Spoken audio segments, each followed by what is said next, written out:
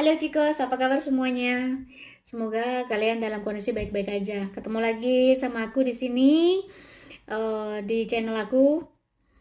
Aku hari ini mau bercerita mengenai perjuangan tenaga kesehatan selama menghadapi pandemi ini.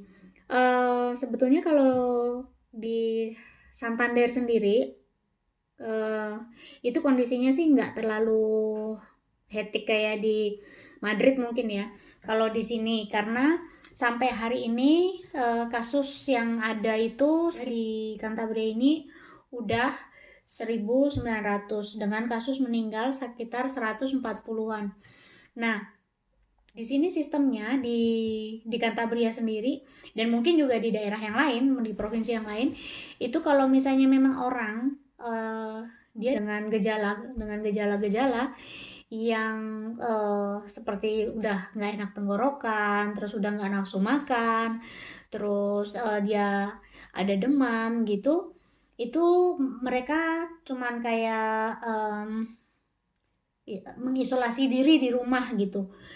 Tapi kalau dia sudah ada demam 39 ke atas dan nggak turun-turun, terus udah ada rasa kayak kesusahan nafas, itu biasanya harus telepon ke ada khusus ambulan yang menangani itu.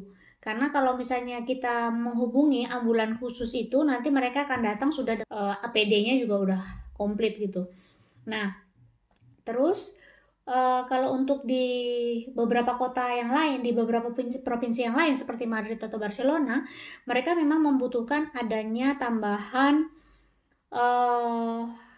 rumah sakit. Jadi ada kalau di Madrid itu ada rumah sakit darurat, itu ada beberapa blok. Kalau tidak salah itu bisa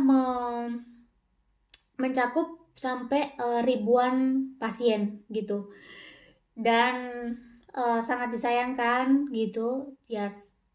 Sebetulnya ini suatu ya berita sedih juga sih buat kita warga negara Indonesia yang ada di sini gitu, karena sampai sejauh ini aku dengar bahwa ada sekitar 11 orang yang di Madrid itu terkena positif corona, dan bahkan ada yang masuk di ICU, sudah ada yang keluar, dan saat ini juga masih ada yang tetap di ICU gitu.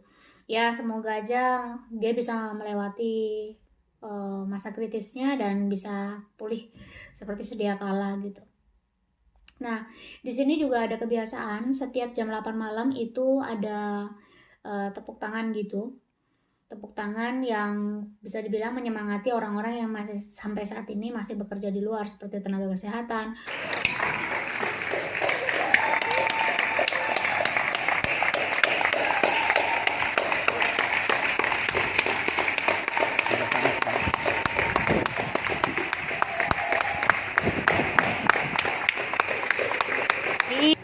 Ini nggak tahu sampai kapan berlangsungnya, tapi yang jelas sampai saat ini mereka masih bersemangat untuk memberikan semangat buat mereka-mereka yang memang harus bekerja di dalam kondisi seperti ini. Buat petugas-petugas yang kerja di supermarket juga, itu juga bukannya, mereka juga masih kerja sampai hari ini, sampai detik ini. Di sini memang ada kebiasaan setiap jam 8 malam itu pasti akan ada tepuk tangan. Seperti di video yang tadi aku udah tunjukin gitu.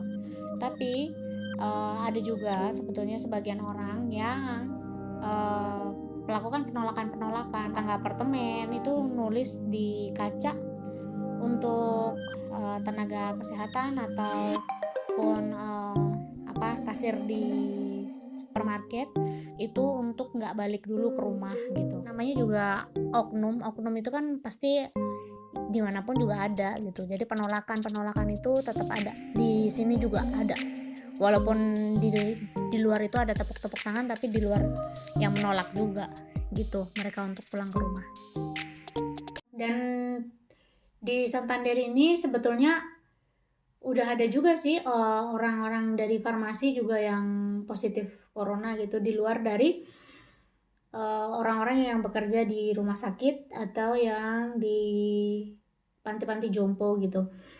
aku tadinya juga sempat kerja di panti jompo gitu, dan agak sedih juga sih mendengar ada teman-temanku yang di ruangan juga ada yang positif corona, terus pasienku juga ada yang positif juga, dan bahkan ada yang sudah meninggal gitu. Ya aku kebayang aja sih pada saat masih sama mereka gitu. Pada saat aku kemarin selesai kontrak itu, ada satu orang yang dia bilang gitu, "Kenapa sih kamu harus keluar gitu? Terus nanti siapa yang akan potongin rambut aku, potongin kuku aku? Nanti siapa yang cabutin jenggot aku?" gitu. Dan kemarin aku dengar berita bahwa dia juga salah satu yang meninggal gitu. Sedih sih karena selama 1 tahun kita udah bareng-bareng ya gitu. Kalau di panti jompo itu kan nggak seperti di rumah sakit ya. Di rumah sakit itu kan paling pasien 2 bulan gitu ya dirawat, terus 1 3 bulan dirawat gitu. Kalau di panti jompo itu kan memang hari-hari kita sama dia, sama mereka gitu. Kecuali kalau mereka misalnya ada perubahan kondisi umum gitu, akhirnya mereka harus dipindahkan ke rumah sakit umum atau ke ruangan lain gitu. Ini data yang aku dapat mengenai tenaga kesehatan yang terinfeksi oleh coronavirus ini. Jumlahnya total di seluruh Spanyol itu ada 29.457, dan angka kematian kebetulan yang aku dapat itu terakhir tanggal 6 April itu 13 orang. Sebetulnya angka terinfeksinya tenaga kesehatan ini ya seperti aku rasa seperti di negara-negara lain juga, itu karena kekurangan APD itu yang utama dan terutama gitu. Oke, sekian dulu videoku kali ini. Kalau misalnya ada masukan atau ada ide atau ada saran yang mau disampaikan ke aku, bisa nanti dimasukin ke komentar ya. Jangan like dan subscribe. Semoga kalian terhibur dengan videoku kali ini.